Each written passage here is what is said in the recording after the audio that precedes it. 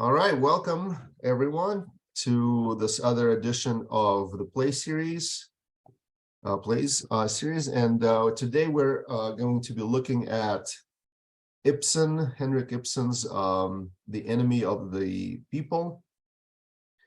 A very interesting play because of the number of ideas that are pertinent to us today, or easily translatable to us today. So I'm just going to jump right in and introduce the Ibsen a little bit, and then the play, and then we'll go into the kind of the main ideas. So Ibsen is a 19th century playwright born in Norway. Was born, I think, around late 1820s, 1828, I think. Wrote a prolific playwright, wrote a bunch of different plays, and The Enemy of the People actually is not the first one he wrote. It's, I would say, probably came mid-career for him. Has somewhat biographical overtones because of how he felt he was treated or mistreated, or the reception that he had gotten from his earlier works, and some of the themes that we see in The Enemy of the People are reminiscent of his own experience. So the work was written, I think, around 1880. It's a microcosm type situation that he's using to illustrate larger points. It's a small town where the main protagonist, Dr. Stockman, discovers an issue with the city's water supply. And being a conscientious citizen, he wants to make his discovery known to the authorities, to people that are supposed to be looking after the well-being of this community. And to his surprise, the reception is not what he expected. Instead of listening to him, he is denounced and eventually actually declared the enemy of the people. So this interesting trajectory, going from kind of being the hero to being an outcast of society, is something that, as we follow along on this trajectory, we discover all sorts of interesting philosophical questions that are raised, and it's easy for us to, I think, to relate it to current events. But I would maybe even try to step back a little bit and look at it more from a more philosophical standpoint, because obviously all of these questions have been raised before, and I want to trace some of the ideas that Ibsen addresses. Want to trace some of the connections with earlier works that we might be familiar with, just to get a kind of a broader context before we jump into current events and how it relates to our particular situation in our respective countries and places we live in.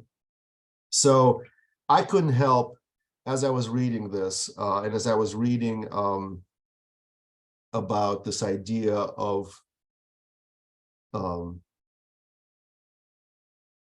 guess there were several points that kind of made me sit up and then take some notes. One of them was this idea of the role of majority in society, and the role of majority specifically when it comes to determining what the truth is.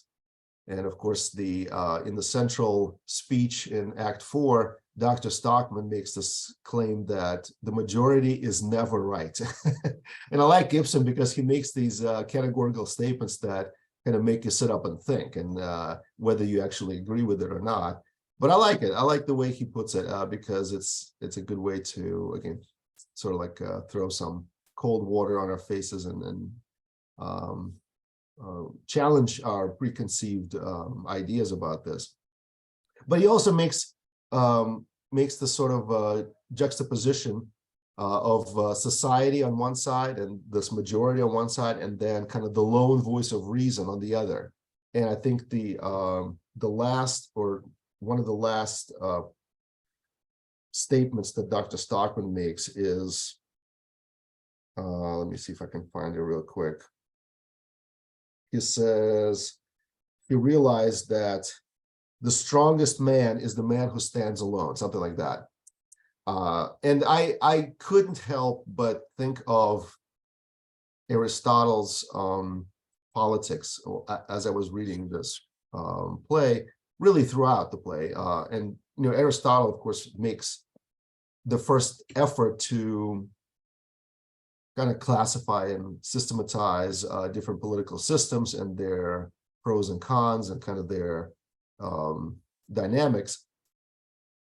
But one of the points he makes in the very beginning is that we are all what he calls political animals, zoon politikon. I remember this from my college days. As we went through Aristotle's Politics, zoon politikon. We're all political animals, and the reason he calls us that is because we have something that allows us to be that. And actually, this dovetails into our other meetup on language.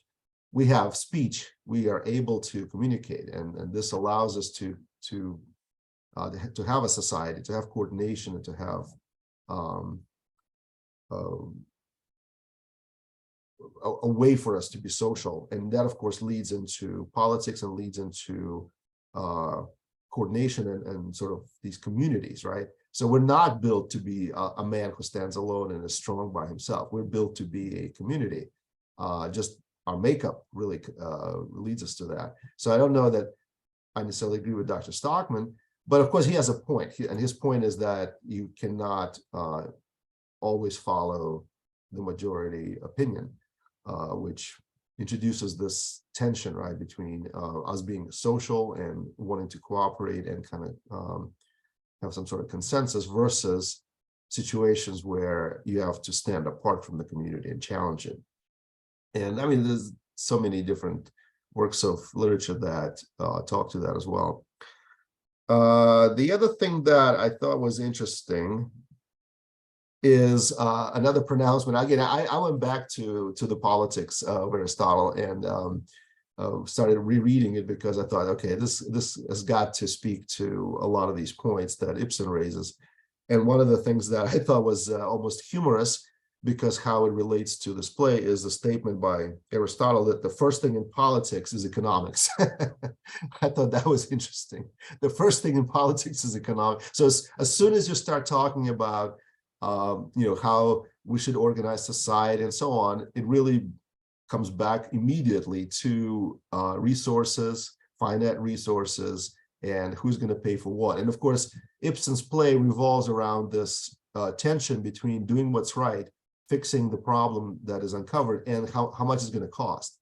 And the reason that Dr. Stockman, the protagonist, the hero, is pronounced the enemy of the people is because if his proposal, supposedly, if his proposal is followed, that means some level of, if not austerity, then outright recession for this community, economic recession, because they'll have to spend money that presumably they don't have to fix this issue, which, again, I guess the question could be raised why it was there in the first place. But the reason was that the people that were in charge, when they laid those pipes, they didn't listen to kind of the critics of this project, and they just did it in a way that was most economically feasible for them, but not necessarily the most rational and the most forward-looking. And so now they're in the straits where their water supply is literally crawling with bacteria,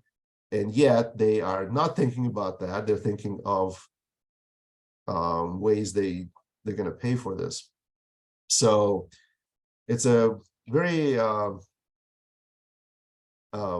situation that's very close to home for us, because obviously we live in a society that is all about figuring out how do we allocate scarce resources and who's going to pay for it and so on. So all of this is extremely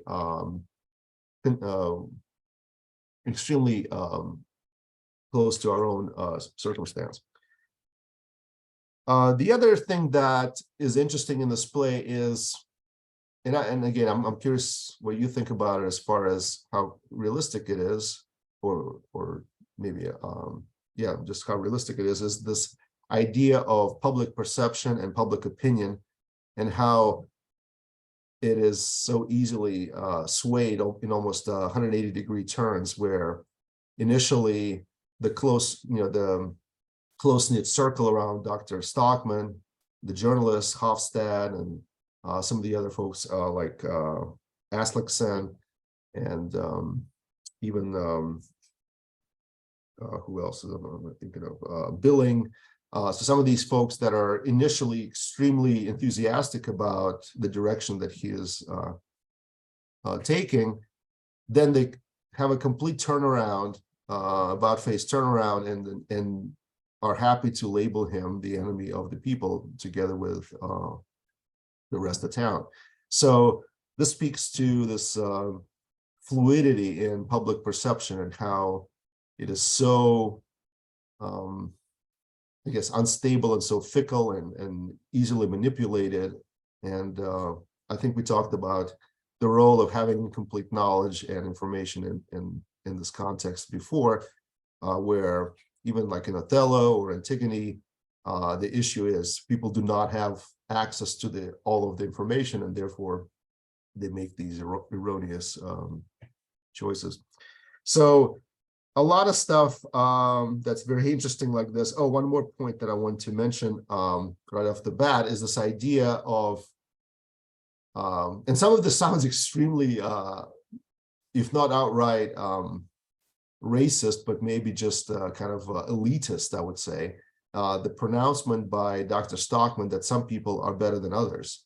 So this is an idea that's currently, being put to the test.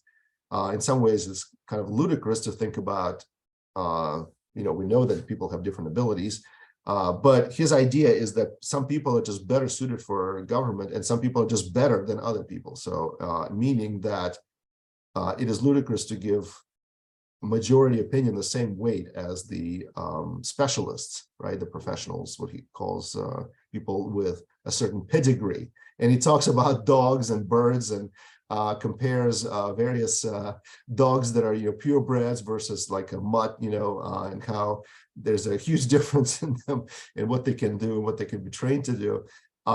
Doesn't get a whole lot of warm reception, this idea.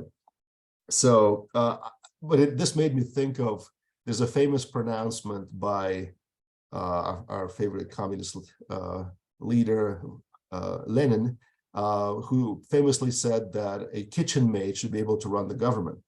And this idea was literally put into practice in the early 20s, I guess.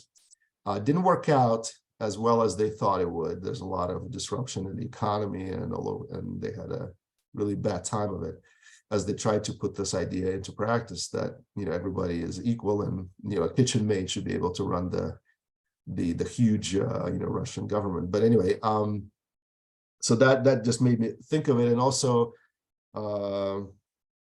I guess at the time Ibsen was writing this, the ideas of socialism and communism were starting to get traction, and a lot of people were thinking about kind of the oppression of the current regime that they were living under, and the elites that have failed them. And so obviously there was this reaction to this. So Ibsen probably, his work is firmly situated in that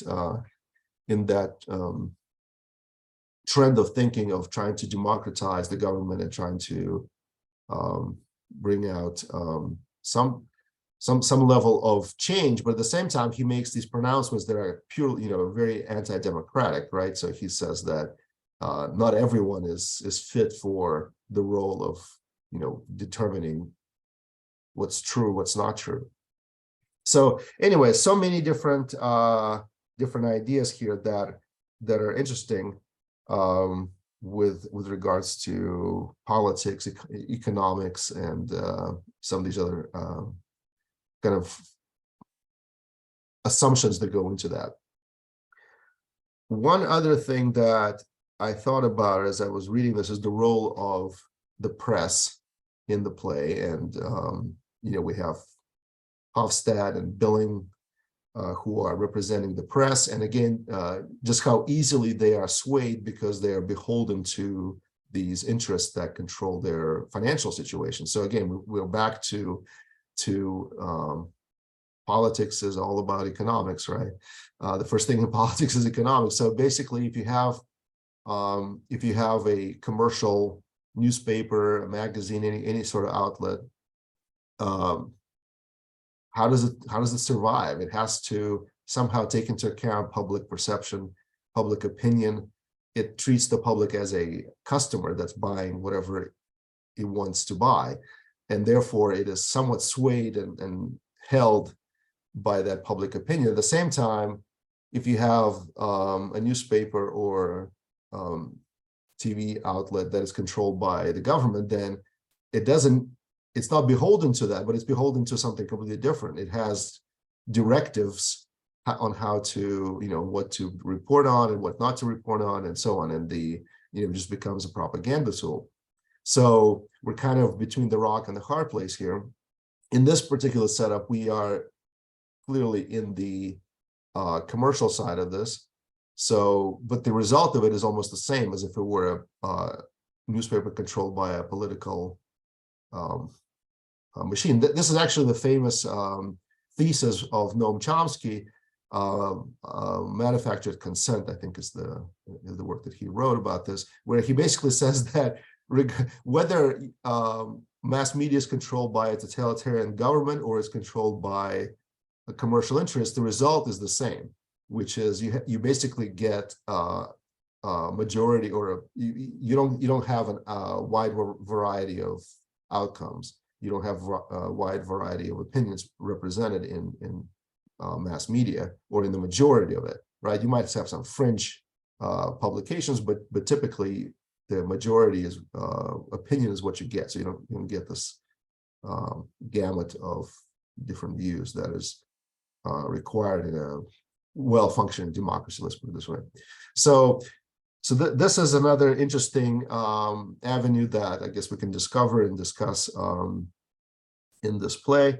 But also there's this idea of moderation, and we have Aslickson, who is the representative of the compact majority, or there's also something called a ratepayers association in my translation, which is, I guess, is like people that pay rent or people that control most of the financial money flows. And I guess the idea is he's presented as a kind of I don't say villain, but he's not a progressive, positive person in this play. However, I'm actually kind of curious what you guys think about this idea of moderation. I actually kind of like the idea of moderation. Didn't like it as much when I was 18, but as I get a little bit older, I'm starting to like it a little more. The idea of moderation in all things. So I'm curious what you think about that. And Dr. Stockman is opposed to that. He wants to tear it all out and to start it all again.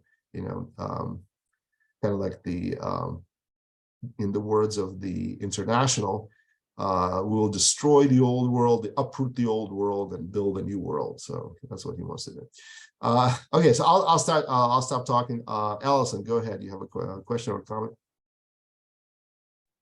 Yeah, it's interesting what you're saying about the commercial versus the government support of things. And it's funny because I remember when I was dancing in New York, having this conversation with other dancers, because there was a Russian dance company that came to visit our classes. And I was saying that we were always told that, in America, all the artists had all this freedom. But the thing is, if you look at any playbook for any major dance company or art exhibit or anything, and it's always these major corporations. And whereas, if you're in a communist country, the government's basically controlling what you do. But I thought you sort of have freedom, but you don't really have that much freedom, because if your,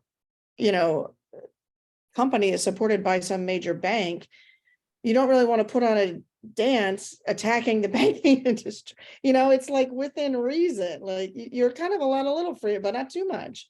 So, either way, there's always, and then I think if you go back to like Renaissance Italy, you had the Medici's paying for things, and then you had the eras where the church was paying for. So whoever pays the check controls the outcome, whether it's the arts or it's journalism. I mean, journalism to a large degree, I mean, yes, they have, freedom, but they also have to report the actual facts, but the way they present them is, what you're paying in your subscription is not covering the full cost. It's advertising. So they don't want to lose advertisers. And I always thought it was really funny when Trump was president and he kept saying that CNN and the New York Times are so left wing. And I thought, since when? They've actually been very, I've always thought they were very, very middle of the road, slightly conservative, like forever. I've always thought that. So it was like, where's that coming from? But it's that thought. The other thing that I was thinking also about the idea of the majority. I was on jury duty this week, so it brought up a lot of things. I won't discuss the case, but what is interesting is how the majority will try very, very, very hard to persuade you to change your vote because they just want to get out of there and go home. And also this idea of the specialists versus non-specialists. In this particular case, I used to be a litigation paralegal many years ago. So I wanted to go over every single solitary point very, very, very carefully before we came to a final decision. So there were many questions sent back to the judge, and some people who were didn't have that background were just very annoyed with me because they just were like, it's done, let's just vote this way, get out. And I was like, no, you have to dot every I and cross every T. You have to be 100% certain. And but that's the sort of case where you have somebody with a more complex knowledge of something, and then people who don't have that and they want it to be this way because this is the easy way, but they don't know what they don't know. So it's a funny thing with democracy because you want it to be everybody can rise to the top, but at the same time you don't really want somebody at the top who's frankly a blithering idiot. You want them to have some idea of what they're doing, like, I mean, it's the same thing with your car. I don't want to take my car to I don't take my car to a surgeon. I want the best car, repair person I can find. And I don't want the car repair person operating on my brain. I want the best brain surgeon I could find if I needed that. So, it's great to have all this. I mean, I think being good at something does not negate democracy. It's recognizing that some people have more skills than others in certain areas and respecting that, But then the other thing that I thought of with this whole idea of him trying to, tell people, I think so often it's easy if there's a finite amount of money that you don't want to spend it on the thing that is the necessary thing. You want to spend it on the fun things, if there's something wrong in your house and do you want to fix the roof or do you want the pretty bathroom? You want the pretty bathroom, you want the pretty kitchen, but the roof is the thing. If you don't have a good roof, you're not going to have the other. So sometimes it's any situation, it's hard to always make the choices that are best. And I think we've seen it it's kind of interesting, I like to go kayaking, and there's been so much work done in the last 50 years to clean up all the rivers around here. And yeah, it's safe to go kayaking in it. You could inner tube down it, whatever. But every time I've talked to anybody who fishes in these local rivers, I said, do you eat the fish? And they're like, no way. And so even though it's been many, many years since they've cleaned up the rivers, they're still not clean. So I feel like, what he was, it's interesting with this play to see all the things that people did at the beginning to try to get people to wake up to the fact that you just can't, all these factories caused massive damage to water supplies all over the world. And, the huge battle they went through to try to clean them up, and we're still feeling the effects of it all these years later. Mm-hmm. It's better than it was, but it takes, once you've destroyed a water source, it's a very long time before it's really, okay again. Yeah. So, it's a very interesting play. Yeah, thanks, Allison, for that. That's good Good points. Emily, go ahead. Yeah, it was so funny. I saw when I was listening to this play this morning, and I was like, I can see every point in every single person in this play. I definitely see the doctor. He's so zealous about wanting people to, have clean water. But he's so clouded by it that he can't even see the other perspectives on it. And he almost demonizes everybody that disagrees with him. And even when his brother at the end of the play, where he's coming to talk to him one last time and saying, look, we will clean this up. We just can't do it all at once. There's not enough money. If you do it the way you propose, you're going to have to tax the people. The people are already struggling, but we are going to do it. Like, we're going to get to what you want. And he can't see it at this point. He's like, it's like he's blinded, but it's also a sense that you see so much pride in the brother that he can't back down. He just can't. And I agreed with him in the sense that he shouldn't have had to rescind it. And I think that's where the mayor goes wrong, right? The mayor is like, I will make you rescind this and you will say that you were a little crazy. And I'm like, yeah, I get that part. Like, no, not do that. But instead of just like yelling at the brother and making him a demon, you could have just said, look, we can sit down, we can talk about this, and maybe we could do it your way, but I'm not signing that because I know that's not true. But we maybe we can work something out. It was like, you have this view and it's a tunnel view and you can't see left or right of it. And you can't see anybody else's perspective or even attempt. Like, that was the thing. I think that was his fatal flaw, is that he couldn't even attempt to see other people's perspective. As a matter of fact, he kind of, he kind of talked down to the very people you're trying to convince, right? You're telling them that they're wrong.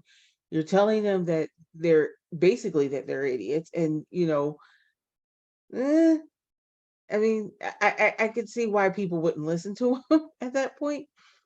Um, I think with the press, the press is the one that's really like starting him off and saying, you got to put this out, you got to put this out, you got to get this out.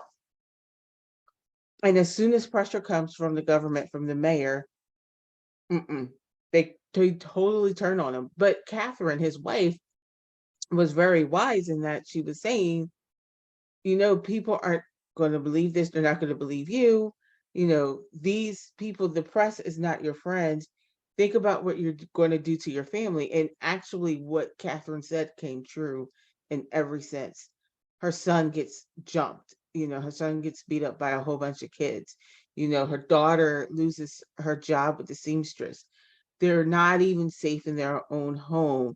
They are destitute now. They are going to be, and she gives him this obligation. Well, what about your family? Like, this is going to destroy us. And it's very true. And I think this is, again, you can see the myopic view of the doctor. And he's like, well, it's still about the water, it's still about the water supply. And you're like, and Catherine's trying to at least try to get him to see another side of this. Like, think of what this is going to do to everyone else that you love. And he just can't see it. And even at the end of the play, he was like, okay, I will homeschool you at home. And he's like, at this point, he has to go live with the captain, right?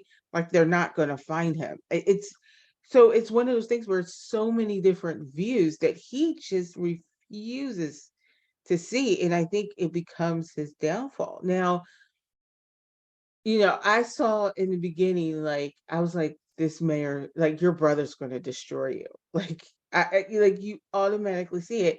And I think part of it is because he tries to talk to the brother and say, this is what's happening. But when a brother tries to tell him, look, you can't do it this way. We don't have the funding.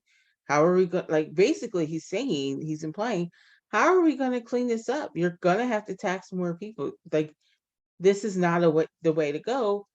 instead of sitting down and talking to his brother about it and maybe looking for another way, he's just like, no, this is the only way we can do this. This is the only way we get through this. I mean, and even like after people are turning on him, and then with the press, they turn on him because they need funding and they need to keep their printing presses open. And it's a good point. Like, how are you going to get news out when you can't afford to run the press, when you can't afford to pay the people that support the press, your employees? It's one of those things.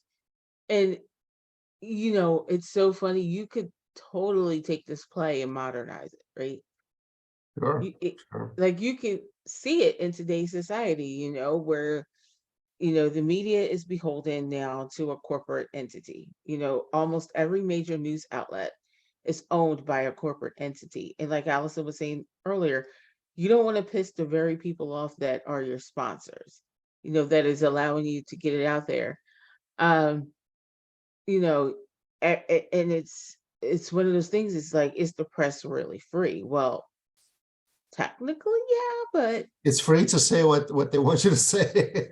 exactly. Like, you can say what you want to say. You Yeah. may not make it very far, but you can say it.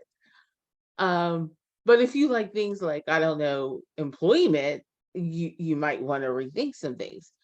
And it's so funny because it's so complicated. And I think uh Ibsen does a great job of showing all sides of the complications. And it shows like the majority, and it's like, do you want democracy?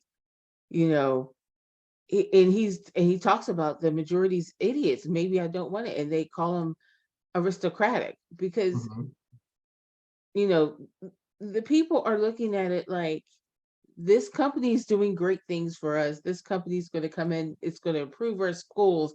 The mayor's talking about this is going to become a resort town because of this one corporation. And they're like, why do you want to ruin that for us? And even, I think it was his brother-in-law that comes in and he buys all the shares in his family's name, in his name. And he was like, it's so cheap to do now. And because, and he said, and I thought his speech was poignant too, because he says, the people hate you, but the people also believe you. Mm. But, again, they're looking at the complications, but they're like, they also believe you. And he's like, well, why would you do this? He was like, I'm doing it for my sister, that she will have a future, because obviously he's not really, I mean, he's thinking of his family's future, but at the same time, you're not looking at the danger that you're putting your family in, and I think that's his fatal flaw too, is that he's not looking at the simple fact that you can't help anybody if you're not here. At this point, at the end of the play, these people were willing to kill him. They were willing, the kids were willing to kill his son. So what, I think at some point, every person that wants to do good for the world, you got to look at how do you do that in a way that you have people support you. And I think the only way, and I think he shows this, is you got to compromise a little bit. And I know it's a dirty word, especially in today's society. We can see it in politics of today, but you got to do it in order to get the thing done that you want to get done. Or otherwise, 100 years later, maybe people will be like, oh yeah, he was right. But what good does that do at that point? So I'll end it there. Okay. So I think you're pretty close to Aslaksen, the Mr. Moderation guy in the play. Anyway, I'll give the next word to Erin and then Barbara. Okay, hi everyone. I think Ibsen is a fantastic playwright. I think the play itself speaks to a wisdom that's not that far away from us. It was performed in 1900 in the Russian theater, so I know 120 years, but within economical construction, it's very, very much like the present day. In terms of the play, I think the Doctor is the archetype of an individual who's in pursuit of an ideal. He's so idealistic. He has no concept of what politics is or economics, and he is just in pursuit, because he can, of this ideal that he will change something that will benefit all the people, and the people will be grateful for this change. In his pursuit, he comes up against what politics means, especially in a small town or a small community.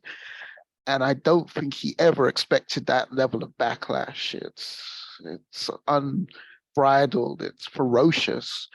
In his pursuit, he comes up against his own friends and family and notices the changes in them. And I think that was rough upon him. It's the first time he comes to that end conclusion of what it means to be alone. And that's the only point at which he has strength, because he only expected gratitude from this. In the play, I like the brother-in-law because Ibsen offers a level of foreshadowing throughout this play, which is really on point. The foreshadowing lets you know that something's going to come along, but it's only when you notice how these shoots spring up later on, is quite well done. The brother-in-law, he congratulates him when he first hears about the scheme. He says the campaign is great. You should do that campaign, in full acknowledgement that, yeah, I'll buy those shares when they go down cheaper. I don't care about the campaign. I just like the cheap shares. I even respect the fact that he tries to blackmail the doctor later on in the play to show, well, if you now own those shares, what would you do? You're not going to really do 20,000 worth of repairs. You are going to carry on because you want to make a return for your family, just like everybody else. He corrupts him down to the point it's more of a Faustian bargain is literally taking place, and he can't do anything about it. I will complain about the ending. I thought the ending needed more, and it left us wanting. I think Ibsen could have offered us more. I think that's because I'm raised in American media, and I like the resolution. There is no resolution at the end of this. The guy's stuck with his bargain, and we don't know which one he's going to choose. Yeah, I think the story works very well to illustrate what happens when a man has no concept of politics or economics and tries to engage with just his ideal. I think it automatically leads to disaster. So yeah, thank you. Thank you. Thanks for those comments. That's very insightful. Barbara, go ahead.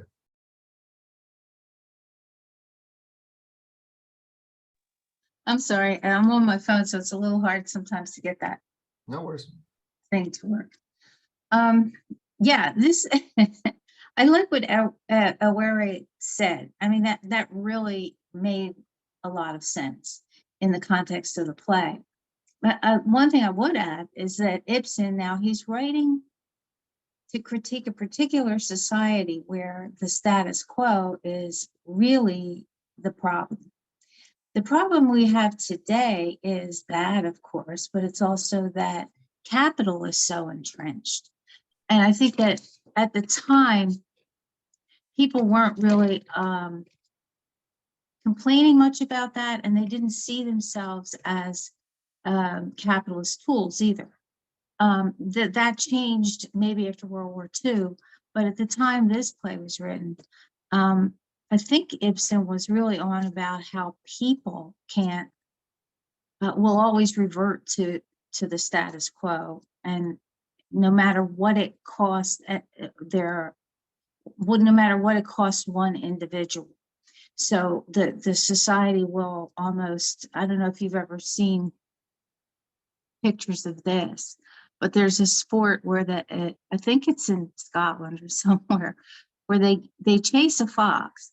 And when the fox is finally ready to give up, the townspeople circle around the fox and then they beat it to death.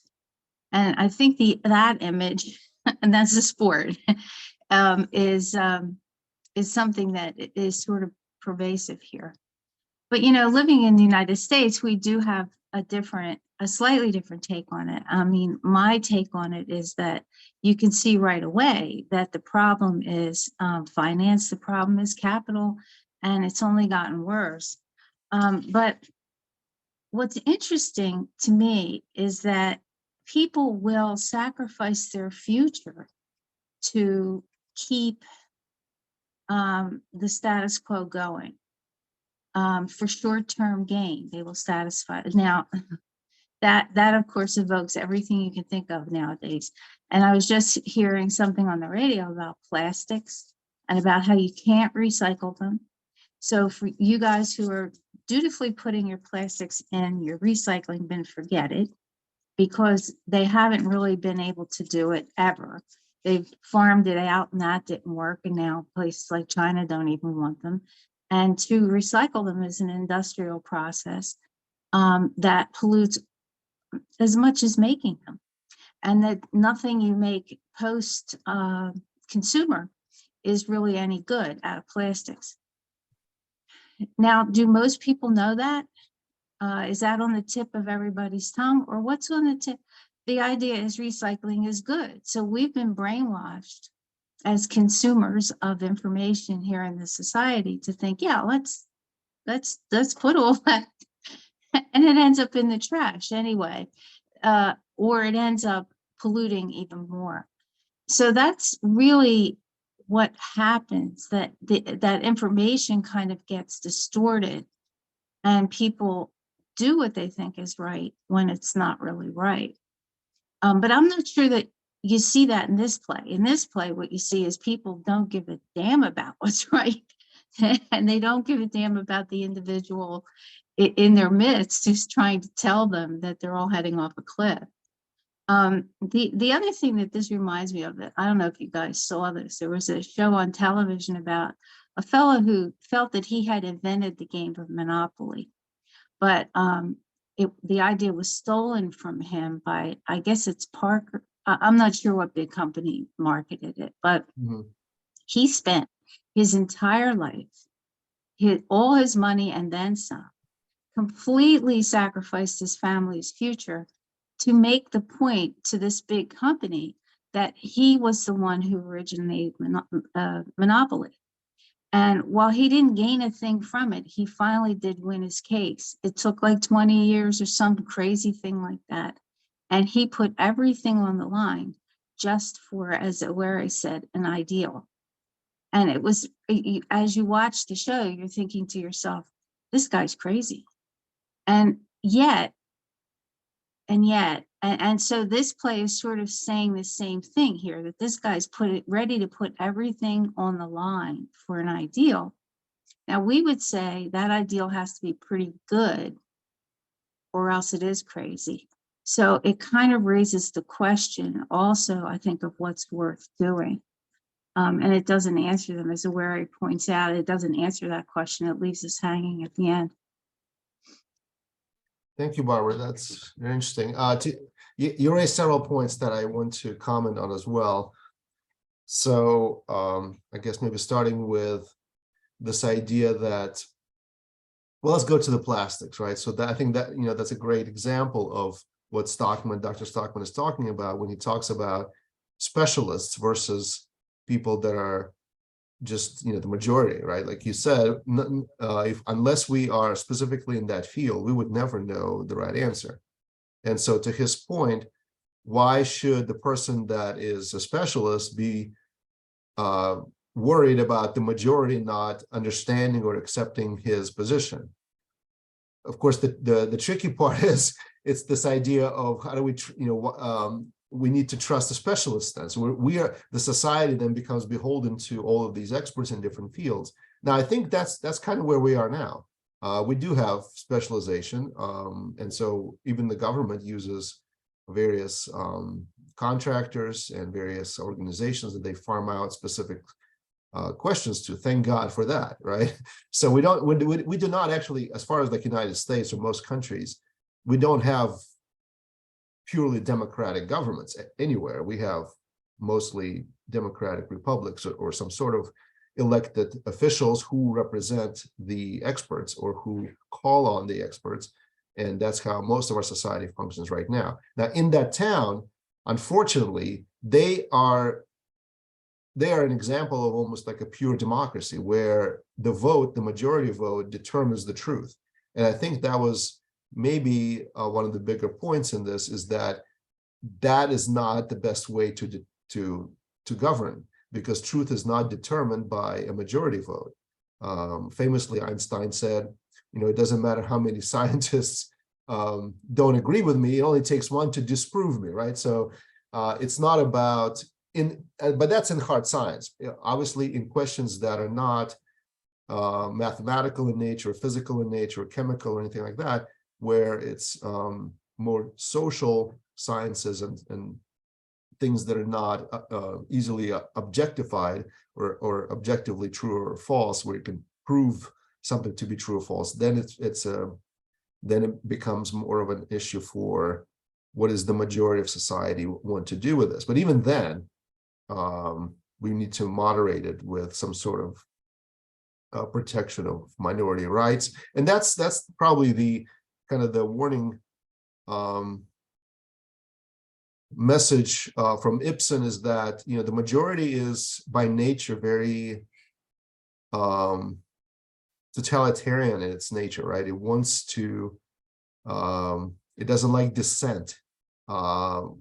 If you've ever read or perused even Le Bon's Psychology of the Crowds, it's really scary how when you're let's say you're in a group or among a group of people and everybody wants to do something, to say no to that is scary. You're surrounded by people on all sides and they all decide to do something. I mean, standing up to that really does take a lot of courage and strength. And I'm even thinking of, a lot of these like protests that we had a couple of years ago. You saw probably videos of people just like dining, and then a group of protesters swarms around them, and they're trying to make them say something or do something. And I just think that is just scary. If you were in that situation, regardless of what they're trying to do, it is so wrong to try to use force and violence to change somebody's or to coerce somebody. But that's what happens, or tends to happen with this majority rule. I also was thinking of I mean, I'm sure all of you have read it in college or at some point, Alexis de Tocqueville, Democracy in America, right? So he has a whole chapter on this in this book, and it's titled "The Greatest Danger for American Republics Comes from the Omnipotence of the Majority." And so he calls this the omnipotence of the majority. And then he talks about how, it's really dangerous to have a majority rule without any kind of checks and balances. So anyway, a lot of this stuff has to do with this concept, I think, in this play, the place of majority and the place of truth. And I was listening to, I don't know if you guys know this person, Naval. He's like a entrepreneur in California, kind of a famous personality. But anyway, he makes I think a very accurate statement that it says society is good for coordination, it's bad for truth. So the goal of society, the goal of commonwealth or anything or community is to coordinate action. It's not to determine what is true or not. And so, which is why schools are bad for determining truth. Schools are good for kind of getting everybody to march to the same drum. And they tend to do that very well, but not necessarily to create a citizenry that is open to questioning everything. And there's probably a balance there as well.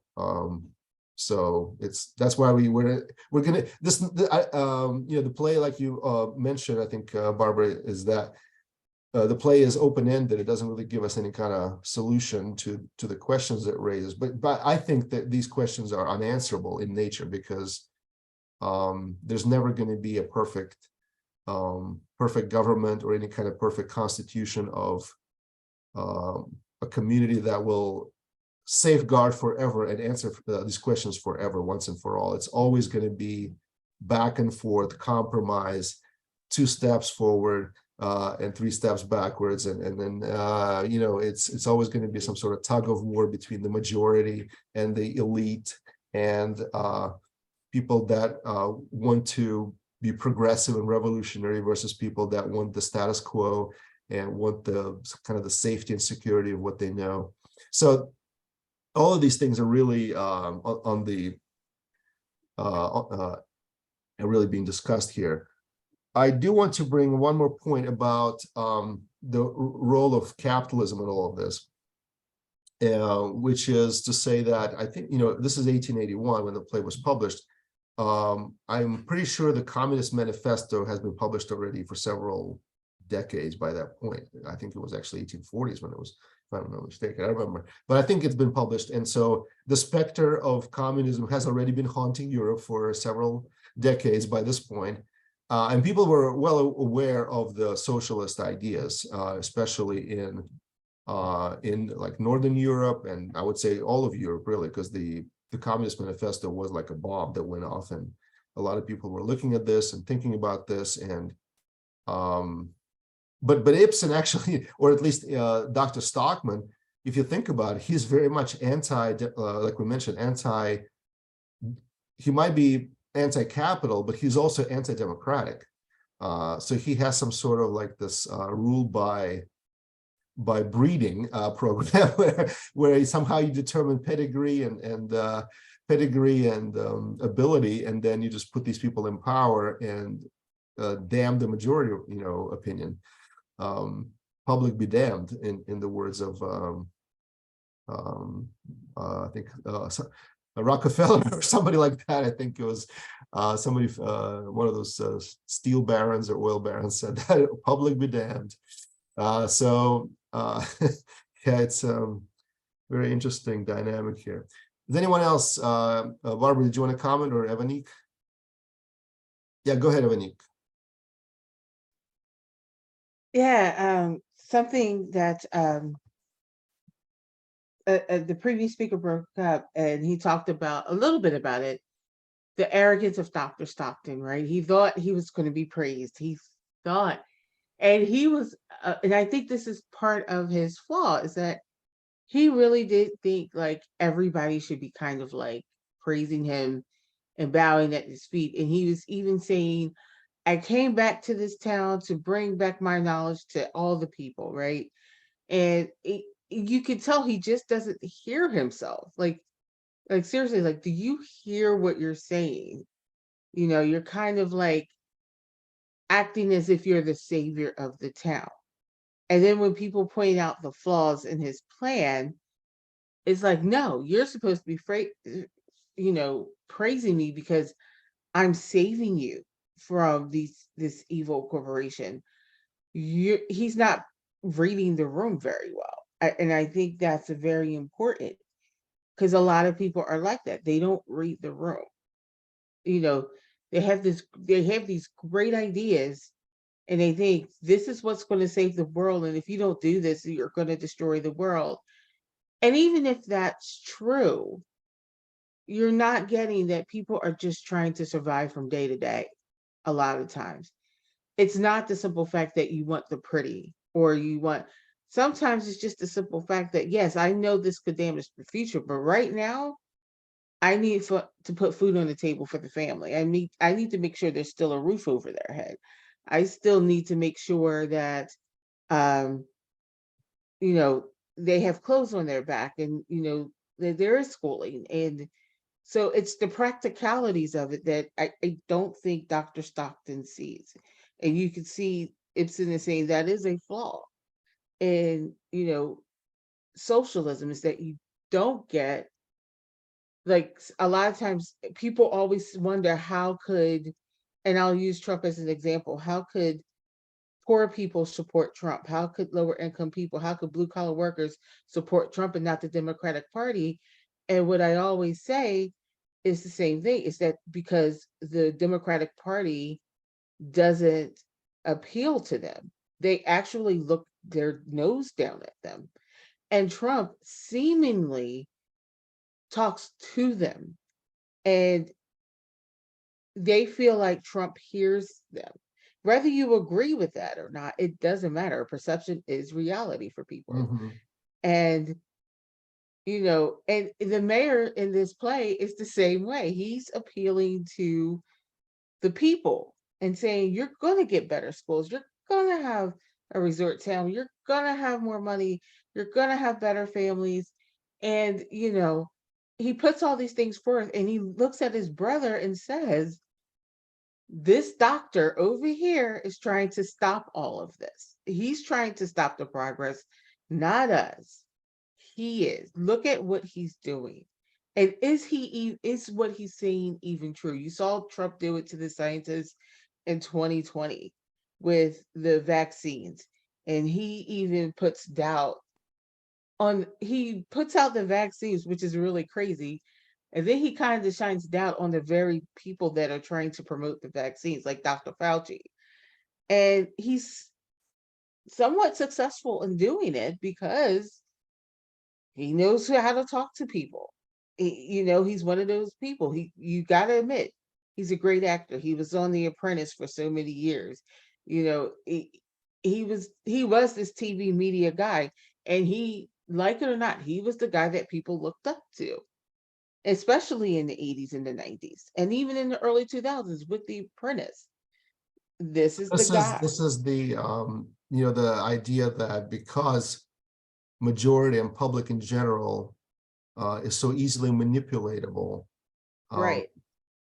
that we want elites to be in charge because they're smarter and less prone to manipulation. I mean, that's, Alexis de Tocqueville's argument against democracy, essentially, that the problem with democracies is that they tend to be extremely volatile in their viewpoints because they don't have a sort of like underlying level of intelligence or education or whatever it is to be able to stick with their guns, essentially.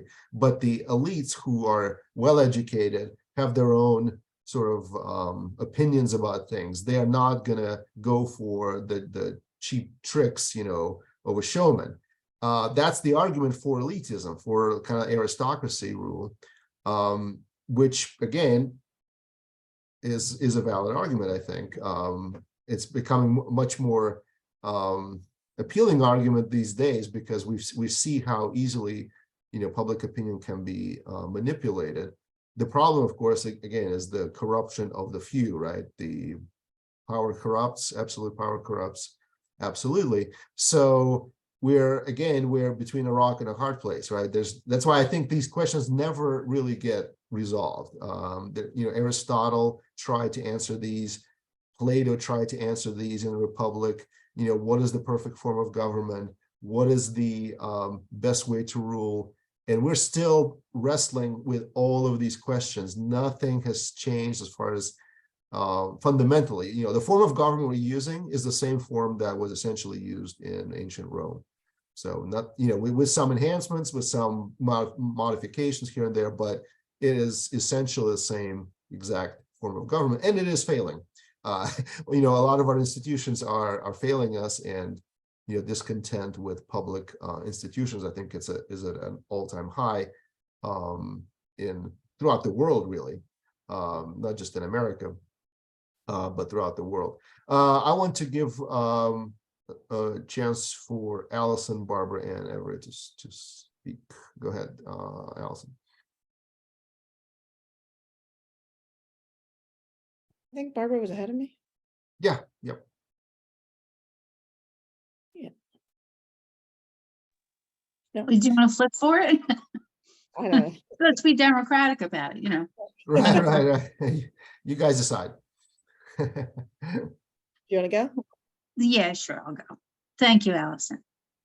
Yeah, I was going to say, this is all pretty interesting, especially the idea that elites control and they're the best people to control, a sort of a majority that is all over the place any time. But I think in this country we have an interesting dynamic, because while we do have specialists in the government and everybody complains about that and they say, why should we listen to these guys? Well, a couple reasons. about specialists being aren't all bad. For example, if we go back to the topic of plastics that I brought up last time, it was specialists who brought that to my attention. But it wasn't the specialists who were working in the special interest of the plastics companies. It was other ones.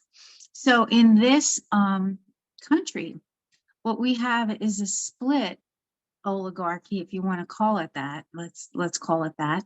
And that is actually good for the majority. If the majority wants to listen or find out the facts, they can. So that's a little bit different from what Ibsen was portraying. What he was portraying was not only that the majority was kind of flip-floppy and weak, and this is almost in that sense an anti-communist track, but he's also saying that it had such a totalizing influence, that kind of, let's maintain the status quo, let's get all behind our little entrenched positions. And, you know, I don't think we quite have that here, because the majority, while we may be dumb, we're not that dumb. A lot of people complain about schools, and I was a teacher and Allison was a teacher, so we complain a lot. However, the specialists who told me about the plastics went to school in the United States. And so at least they know math, they can read, they can write, and it's a big deal. It's not that what I think is being portrayed in this play is a little extreme, because education was at such a premium, especially the kind of education that now we feel everybody should get, which is, if you want to go into a STEM field, you need to be prepared for it. And schools try that. They try that for their students. They may not succeed, but they do try. And the other thing that's sort of different about this country is that while we do have the same problems that Aristotle mentioned, we also have a libertarian tradition that he never imagined. And that is as influential, I think, as anything else. I mean, it's a big mix here. So I guess maybe I'm just saying the glass is half full, maybe. And I just wanted to mention one other thing, is that I was just watching a movie with another group. It was called The Battle of Algiers.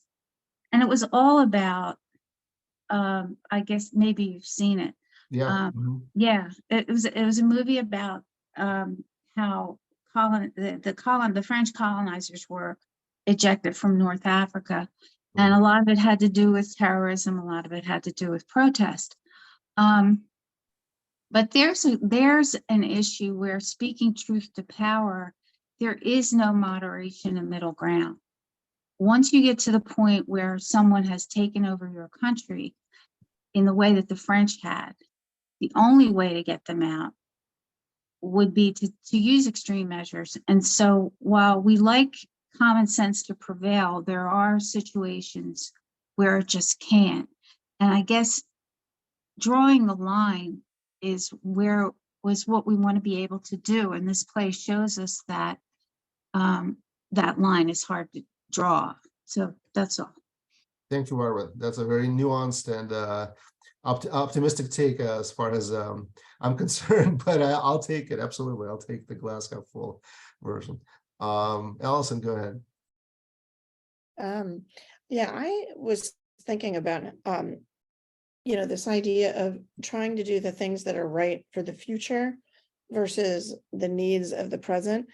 And I know somebody whose husband sells solar panels, and she was saying that his sales have just tanked since the pandemic because people don't have enough money for it.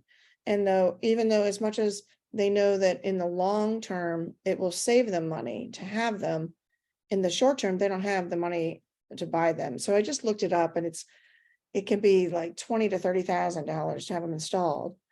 And I thought that's just like a really modern day view of the same sort of idea that we make these decisions all the time in our everyday lives about balancing what we're going to need down the road versus what we need today. And it seems easy in hindsight to say, oh, well, of course they should clean up the water and this and that. But at the same time, when you're actually trying to deal with a limited amount of money and too many places it needs to be spent, they're very difficult decisions, you know? But I really do like what Barbara said. I saw that movie years ago, and yeah, it is true. There are times when, you know, I'm like you, the older I get, the more I feel like moderation is the thing, and trying to find compromise is, you have to find ways to compromise between all the different needs of different parts of society. But you know, what Barbara was saying is really true, though, that there are times when you just can't, and you know, something has to be done. And but I think that's a very, very difficult thing to do. Yeah, let me just jump in here. Sorry, Avery, I'm going to take a little bit of time because I want to comment on this because it really hits home for me. You know, it's very easy to have the attitude of, well, you know, these people took over Algiers, the French did, and now we're going to use any means possible to get them out. In fact, when I went to Colombia, the haven of liberal ideas and freedom and so on, and I'm being a little bit facetious here. You know, one of the books we read was by Frantz Fanon, with this idea, kind of this scorched earth mentality of, well, these colonized nations, they should not acquiesce themselves to, quote, white man's morality. In other words, that's just another way that they're being kept under. That's all fine and good when you're talking to another, you know, when you're describing another country. Now imagine that you take this same philosophy and apply it here. And let's just say that, you know, we took over the continent from the American Indians. Let's just help them, you know, let's arm them and let them, and give them, and start encouraging them to use violence to take back this great land. It doesn't belong to, quote, us, the white people. And I mean, it's just gonna, this idea that violence is gonna solve anything and create some sort of just society, I think is so misguided. Even in the situations where violence was originally used to achieve ends and sort of a configuration that we have today. We do have a configuration that favors the Western world. There's no question about it. But what do we do now with that? Do we start a war of all against all? I am very much unconvinced that the result of that war is going to create a better world for anybody. You know, and this is where compromise, and this is where I like Aslickson. He is not portrayed as a very astute or admirable person in this play, but I think that that's where Ibsen is somewhat weak, because, and I'm thinking also of Edmund Burke and his book on Reflections on the French Revolution, which again is such an important book in our library of political, in our political library of ideas, because it reflects on the failings of the French Revolution and this whole idea of trying to solve everything at once without any sort of moderation, without any limits being put on it, without any kind of what's the word? I guess morality or ethics being, you know, like we're going to reinvent ethics. We're going to reinvent morality. We're going to uproot the old. We're going to, you know, reinstitute the new. Well, the problem is, first of all, there's no guarantee that the new you're going to reinstitute is not going to be the same old, only with a new name. I mean, we know this has happened. Again, I'm very much, this is very close to home to me because, you know, the Russian Revolution, which was supposed to institute a government of the workers, for the workers, by the workers, and so on, turned out to be the worst parody of that ever, right? You had one person running the show, and the workers' paradise turned into workers' hell. And in a lot of ways, you know, the title of Ibsen's play, The Enemy of the People, this was the title of people under Stalin's regime that were deemed counter-revolutionary. They were literally called enemies of the people. A wife of such a person would be called a wife of the enemy of the people. and in a lot of ways, when I read Ibsen, I know you guys thought maybe this was kind of maybe violent or something, but I thought it was extremely limited in that, because of compare that to something like Archipelago Gulag by Solzhenitsyn, and all of this becomes really a child's play. Now Ibsen probably was in some ways predicting all of this and just giving a foretaste of what might come when you have this unbridled majority taking action against dissenting voices. But oh my God, I mean, what an understatement. I mean, we've seen the kind of horrors that can be perpetrated when you have a government machine and a person dares to stand against it. So that's kind of etched in my mind as I'm reading this, and I'm thinking Ibsen is just such a in some ways kind of almost a naive person, and to think that somebody's going to get away with just some economic pressure and maybe getting ousted from like a job or a town or anything else, as opposed to being literally not only killed himself, but his whole family being forever made untouchable. So this is kind of my take on it, maybe from extreme sort of pessimism. That is part of my background. Avery, go ahead. Sorry to take up some time before you. No problem, Philip. I don't think it's as violent as you make out. I think it's more satirical. Mm-hmm. Well, especially, I wanted to talk about a point from the book, which I noticed while reading it. I think there are systems at play. So there is a system by which the older legacy businesses have been poisoning the water, and now he's trying to challenge that system. People responded because they know and like that system. It's only he notices that they're poisoning it because people are now engaging with the water via the bath. If they weren't engaging via the baths, he may not have wanted to challenge the water system, because that's the status quo. We've always been poisoning this water. You that have always been drinking it, let's just carry on. But now we're inviting people into our village to use the baths commercially. We're going to keep poisoning people outside of our village. And so now he's a bit conscious of that. The point I wanted to illustrate was something that takes place in the book. When he makes his challenge to proclaim that there is something wrong with the waters, at first he's supportive, yes, but the people who destroyed him, the people who were willing to some level of violence against him, were the poorer people. It was the people in the middle of a struggle. It was people in the middle of a survival. What the rich people did is they promoted him. They made him an owner in the business. They didn't try to destroy him. They didn't even do a press campaign against him. They just promoted him. And I think that's what happens in the modern day village, wherever your small town is. The rich people promote the person. They go up in a level of political ability or managerial or bureaucratic ability. And you see these incompetent people, but they're in the position. Whereas poor people destroy you. It's visceral. It's, we must remove the person. They're an enemy of us. I can't survive because of this person. But that's not what rich people do. And I found that really interesting in the story. Thank you.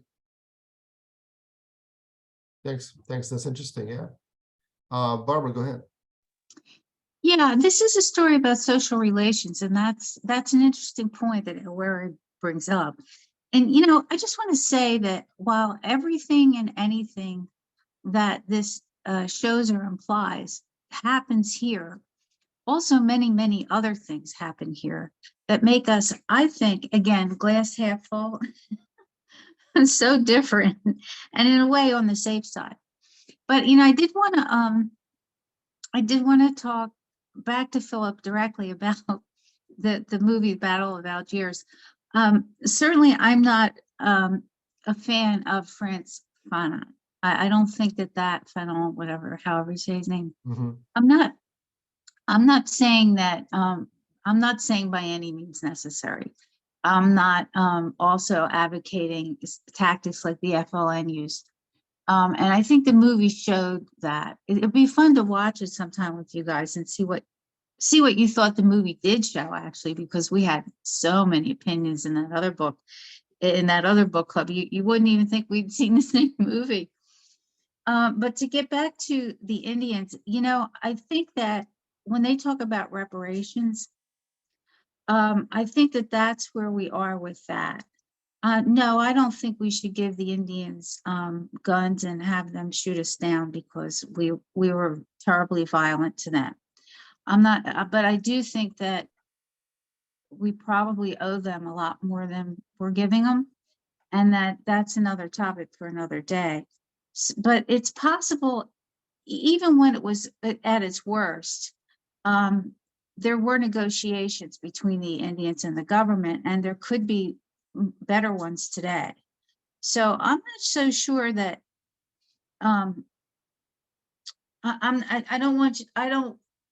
for the middle ground. I'm I'm a moderate. I'm mostly a moderate anyway. And so that when you talk about something like the French Revolution and Burke and what he said about it, I don't think that the last phase of that revolution is emblematic of what the French were trying to do to revise their country. It did go bad. Same thing in Russia. I think that there was a long process of people trying to revise what was happening, and it culminated in something, unfortunately, that was really bad, where the Bolsheviks came in and just basically did a coup and took over and went crazy.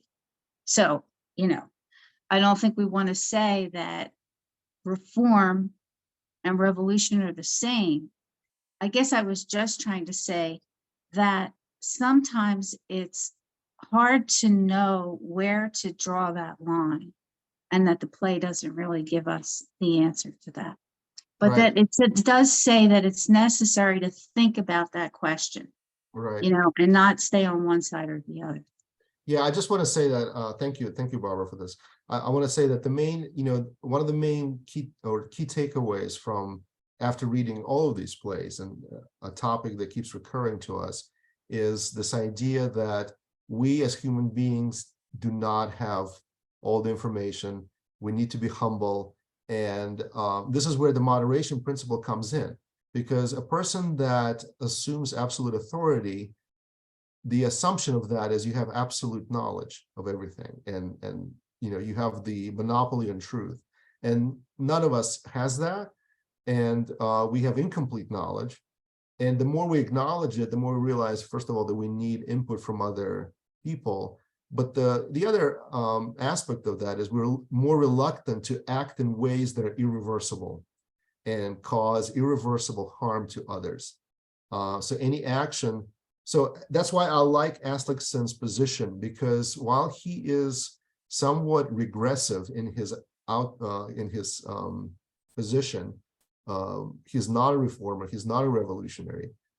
There is some wisdom in his position, which is, we know what has happened in the past, but the future is uncertain. And therefore, before we start changing it and start making these irreversible moves that we will not be able to undo, we need to understand the implications. And his take on it, the economic fallout from fixing the problem, might be a worse outcome than what they're experiencing now. Now it's unclear, and he's proposing that the mayor and him are proposing alternative solutions, such as, okay, can we have medicine developed to treat the water somehow? Can we have, but Dr. Stockman is, like you mentioned, Evanik, he is very unwilling to have any sort of compromise, right? It's my way or the highway, and he brands everybody as a kind of this backwards fool for not listening to him. But in reality, while he correctly pinpoints the problem, there could be multiple solutions depending on what the people are trying to, what they deem to be more important to them. So while he is correct, he's a specialist in terms of identifying the problem. He's not necessarily a specialist in terms of making a call for everyone what is best for them, right? And they may say, well, maybe I want to have, I want to be less healthy, maybe I want to be sick more, but it's more important to me to have money in the bank, as weird as that might sound, right? But it's more important to me to have financial security than to be healthy. And that's the choice I'm willing to make. So who are you to make that choice for me? And in that sense, Ibsen, really, I think he favors Stockman as the, he is the protagonist, he is the bold, revolutionary. And again, we know it's somewhat autobiographical. I mentioned this in the beginning. Ibsen's own reception was not great at the time. And so he thought of himself as maybe as Dr. Stockman of sorts, who is blazing the trail for humanity and introducing all these great ideas. And yet he's not well received in his own, in his own country. And so he makes this other play, which illustrates kind of the dilemma, right? And the fact that the majority is not always right. So you have to take, it's complicated. Even the genesis of this play has to be taken into account when you think of its message, right? The message is a little bit tainted right there because of his own position in regards to this play. So it's not like he is just a disinterested, the author is not a disinterested party here completely. So it makes it more interesting to think along those terms. As far as this idea that what we're talking about just now. Sorry, I lost my train of thought here. Let me I'll take a minute to get back to this. Does anyone else want to comment on anything? Do you have your hand up, or is that from you? Oh, go ahead. Yeah, just a couple of points that were made, and I thought they were really good. First of all, I want to say the ending I thought was really great because it leaves it open-ended. There is no one right solution. There is no happy ending there. And I think it's true to life. Like you said, Ibsen kind of felt the way Dr. Stockton did. And, on the one hand, you can recognize that Dr. Stockton is really trying to help. You can see it in him. And on the other hand, you can see his flaws. You can see that the mayor kind of has his own self-interest at heart, but he also has the interest of the people because he knows, like, he sees the finances, he sees everything, and he's like, yeah, I'm sure he's getting a kickback. It's implied in the play that he's getting a kickback, but he also cares about the people in the play and the citizens, which is part of the reason why he's doing it, because he does think it's going to be good for the town. And no, he wasn't aware of the water being damaged in the beginning, but now that he's in this kind of like, he's between a rock and a hard place as a leader. He has this contract with this corporation, and if they pull out, their town is going to be, he said it before, the town is going to be in dire straits financially. So what does he do? And so that's why he's trying to offer solutions. And so I just think it's the way it ends is perfectly. It's like, well, what are you going to do? I just wanted to bring up another point too, is that it's ironic that Dr. Stockton wants to come to America at that time, because America at that time is a democracy. And it is it's a democratic republic, but it's aiming to be a democracy, and it is going to be kind of ruled by the very people that he's kind of running into in his own hometown, which is part of the reason why I think Catherine is pushing back so hard. He was like, and she even asked him, how do you know that it's going to be any better for you in America? Right. And there's a reason for that, because you think about it, they just recently had a civil war about slavery, right? At the time after the play is written. I wasn't clear on, and that's the question I have for you, like, what was the time period for the play itself? I wasn't sure if it was like, obviously it's America, so it was post-revolutionary. And I know the play was written in 1881.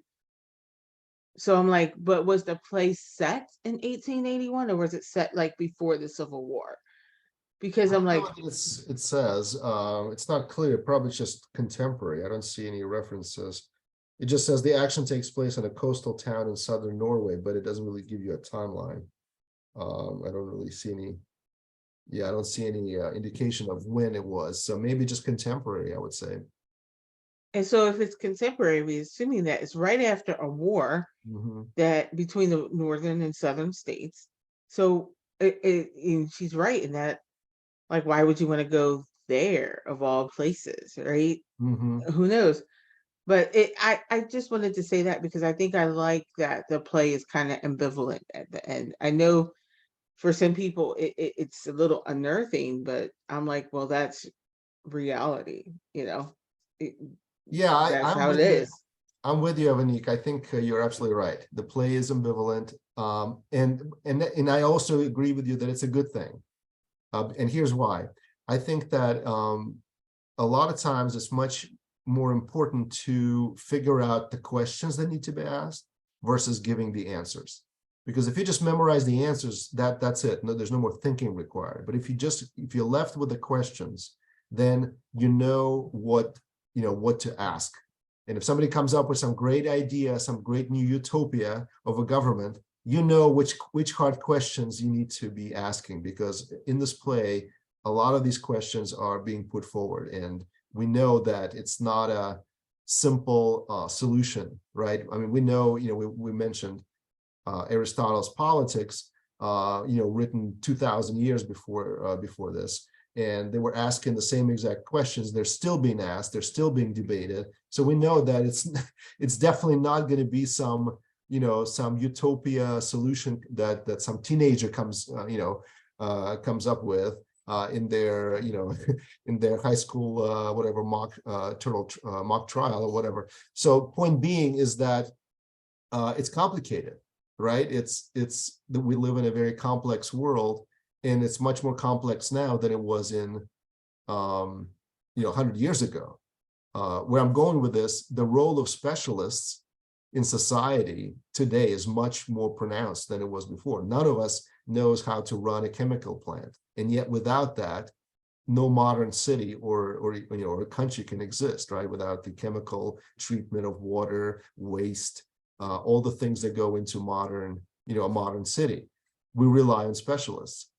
It would be useless to say, let's say, of doing things like running a poll on what level of concentration of chloride we should have in a poll, because unless you know the details of that, I mean, your vote is meaningless, right? And I guess that's one of the main points that Dr. Stockman makes, is that there is needs to be a balance, at least, between the role of the elite and people that are educated and so on in society versus just an average person who doesn't know what's going on. At the same time, we know the questions of the elites being beholden to special interests and the financial interests, as we see here outlined. We have the Ratepayers Association. I like that. The Ratepayers Association, which is commanding this enormous influence on all of the town's rental property and businesses and newspapers, and they can pretty much determine kind of what happens in the town. I mean, that's a huge conflict of interest, right? That is still, it's still unresolved. It's still something that we're battling with and trying to figure out how to deal with that. So all these questions are unanswered, but they're put forward for us, right? That's the main thing. That's the I guess the good part about this play, is that we have these questions kind of summarized for us in very graphic form, so that we can easily go back to them should the question arise of majority versus elite, or public opinion, or the role of the press, and whether the press is free, right? or to what degree it is free and independent. All of these questions are definitely very well discussed and at least demonstrated the issues that are present. So yeah, that's what I wanted to say. Anyone else want to make any comments? I think we're almost out of time here, but still time for a few more comments if anyone wants to make them. Just wanted to say thank you, Phil, for a great Mhm. meetup. It was really good, and really insightful. So thank you.